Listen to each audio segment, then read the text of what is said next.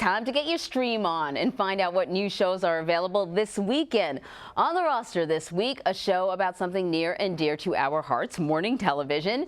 Then a coming-of-age story which reimagines the life of famous 19th century poet Emily Dickinson. And finally, the Fab Five from Queer Eye, they're heading to Japan. So here to walk us through all of this is Krutika Mallikarjuna. She is the senior editor at TV Guide. Nice to see you. We've missed you. It's been a while. Yeah, it was nice, shaking it up with some different people, but we missed you too. So here, there has been a lot of talk about Apple TV. They've got a few new shows. It's what do they have, like 4 shows? A handful of shows on Apple TV right now, right? Plus a bunch of movies. Right. It's all rolling out. But they are going all out with this highly anticipated The Morning Show. Let us watch a little bit of it. 8 seconds to you. Cue her. Good morning. I'm bringing you some sad and upsetting news. And while I don't know the details of the allegations, she's throwing me under the bus. Mitch Kessler, my co-host and partner of 15 years, was fired today. All right, a star-studded cast, a massive budget. Clearly, they did not skimp here. Yes. Is it living up to the hype?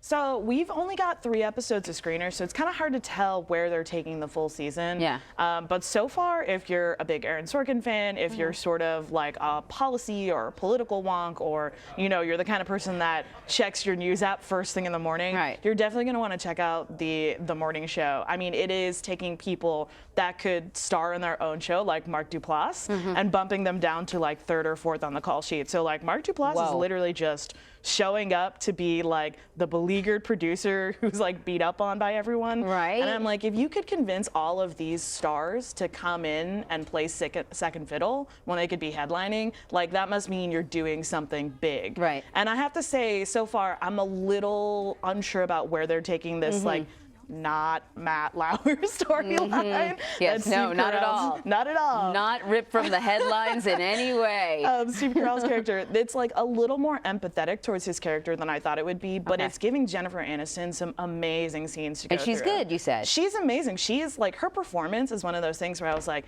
damn, Jennifer Aniston, I cannot believe it's been so long since I've seen you on TV, and it was worth the wait. So let me ask you, because you know TV people, one of the things that I always hate about shows that use like newsrooms as a backdrop is I feel like the characters are these exaggerated versions of who real TV people are. Are these realistic characters? Oh, here we go. I will say, compared to the lovely newsroom of CBSN, I think you and Vlad are maybe a lot more chill, and I've never heard anyone give like a soliloquy or a monologue to like, the importance of truth in journalism here. Right. Because you guys just assume that everybody knows what they're doing and they know how to do their job. So in that respect, I think you will be annoyed. It's Aaron Sorkin in that way.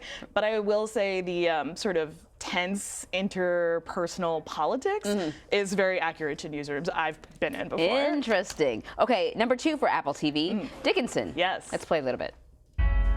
Check me out, I'm a man. I do what I want. I go where I want. I have the right to vote. I can legally own property. What are they so afraid of? Maybe they're scared that if they teach us how the world works, we'll figure out how to take over. Oh my God, she's so insane. Of course she's insane. She's Emily Dickinson. So obviously it's set in the 19th century, but there's a bit of a modern twist here. Yeah, I mean, I have been calling it the anti-period piece because visually the show is very much of its time. But Emily Dickinson was a poet who created this amazing body of work, and we didn't really recognize it until after she died. So she, produced this creative effort her whole life, and she was ahead of the time, and she did it just because it brought her joy, even though she wasn't recognized. So the show really hones in on that and like brings out how ahead of her time she was by dropping in all these modern references. And there's a lot of beautiful, lush visualizations of her actual poems. So like there's a press release, a press still that's been going out of Haley like leaning gently against Wiz Khalifa on his shoulder, and everyone's like, Wiz Khalifa is in a show about a 19th century show about Emily Dickinson, and he is playing the personification of death from one of her poems. So the whole series is like kind of surreal fantasy. It's like very punk rock in essence. You know what I mean? So you had said it's probably not in my wheelhouse, but because you know me well enough, I like that surreal type of stuff. So, okay, we're going to dabble in that. That's very fun, very joyful. Next, we have the guys from Queer Eye heading to Japan. Let's play a little of that. 준비 완료. Hey, boys! Welcome to Tokyo! I brought a friend. Konnichiwa. なんかすごい心臓が飛び出そう I cannot wait to roll up our gorgeous little gay sleeves and get this ball rolling. Okay, I love this idea. Because, you know, I mean, the guys from Queer Eye, they're very American aesthetic, and advice, the way to sort of take on life, all that stuff. Right. Japan has sort of, you know, all sorts of social rules that they might not be familiar with. How does this combination work? So I was very nervous about this because, you know, Queer Eye is so wholesome and so pure that it's kind of long in the tooth enough where people are like, okay, now we can look at the criticisms of Queer Eye. Like, where is it actually maybe enforcing a positive stereotype of this community instead of delving into the actual issues? And so for this to be the point where they're like, actually, we're going to go to another country. Taking it on and the just road. Jump into another culture, hope for the best. I was like, oh man, I hope this isn't 4 episodes of like severe cultural appropriation. Where they're trying to tell people who don't really talk about self-care in the same way we do. This is how to do it our way. Right. Just be like, follow these accounts on Twitter.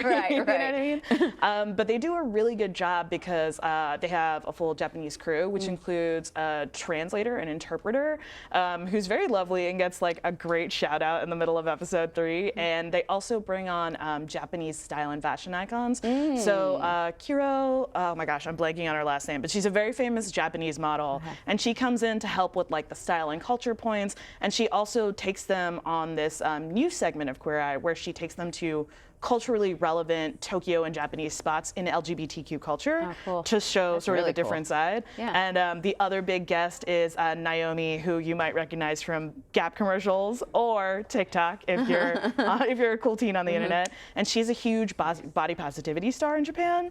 So like having her come on was exceptional to see, because watching her interact with people who are like, I've never seen anybody look like me on TV. She's like, I'm here.